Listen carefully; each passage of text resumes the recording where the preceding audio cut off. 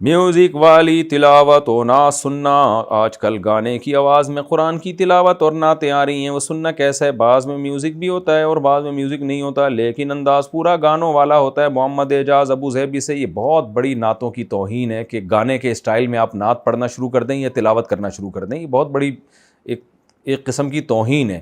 نعت کو سنجیدہ انداز میں ہی ہونا چاہیے، جس سے پیغمبر صلی اللہ علیہ وسلم کی محبت پیدا ہو، ایک روحانیت پیدا ہو. گانوں کے سننے سے روحانیت پیدا نہیں ہوتی، بلکہ ایک ظلمت اور شیطانیت پیدا ہوتی ہے. تو نعتوں کا اسٹائل بھی وہی گانوں والا ہوگا، تو یہ تو اس میں تو نعت کی عظمت کے بجائے یہ تو نعت کی جو ہے کہ یعنی بے ادبی ہے ایک قسم کی، اس لیے اس سے اجتناب کرنا ضروری ہے. عمرہ کے بعد چاروں طرف سے کچھ بال کاٹ دینا کافی ہے. میں نے دیکھا ہے کہ بعض مرد حضرات عمرہ کرنے کے بعد سر کے چاروں طرف تھوڑے تھوڑے بال کاٹ دیتے ہیں. کیا ایسا کرنے سے ان کا عمرہ ہو جاتا ہے؟ ریحان جدہ: نہیں، ایسا نہیں ہوتا.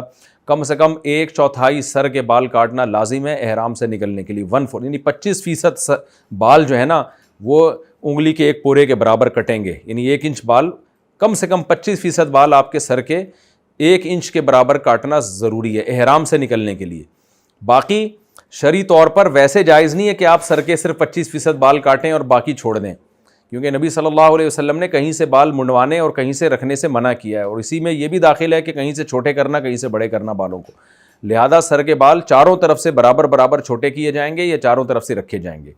اور احرام سے نکلنے کے لیے کم از کم 25% کٹیں گے تو آپ احرام سے نکلیں گے. تو احرام سے تو نکل آئیں گے، لیکن یہ اس عمل کا گناہ ہوگا کہ آپ نے کہیں کے بال کاٹ دیے کہیں کے نہیں کاٹے. یہ ایک الگ سے شریعت میں غیر پسندیدہ چیز ہے. جمعے کے بعد 6 سنتیں پڑھنے کا حکم. بہت سے لوگ جمعے کی نماز کے بعد 6 رکعت سنت نہیں پڑھتے، اس کے بارے میں کیا حکم ہے؟ صہیب صاحب KPK. دیکھیں 6 رکعتیں بعض علماء کے نزدیک مؤکدہ ہیں، بعض کے نزدیک 4 مؤکدہ ہیں. تو 6 نہ پڑھے، 4 بھی پڑھ لے تو بھی ٹھیک ہے، لیکن جمعے سے پہلے بھی 4 سنت وہ بھی مؤکدہ ہیں، اور جمعے کے بعد بھی کم سے کم 4 سنت وہ بھی مؤکدہ ہیں. ان کا چھوڑنا ٹھیک نہیں ہے.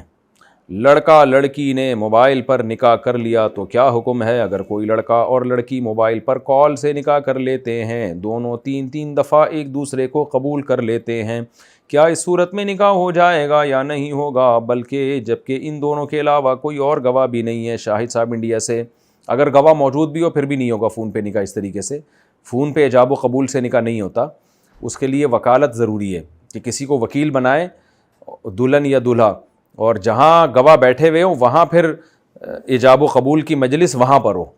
تو فون پہ وکیل تو بنایا جا سکتا ہے کسی کو قبول کرنے کا، لیکن ڈائریکٹ قبولہ نہیں جا سکتا فون کے اوپر، اس سے نکاح نہیں ہوگا.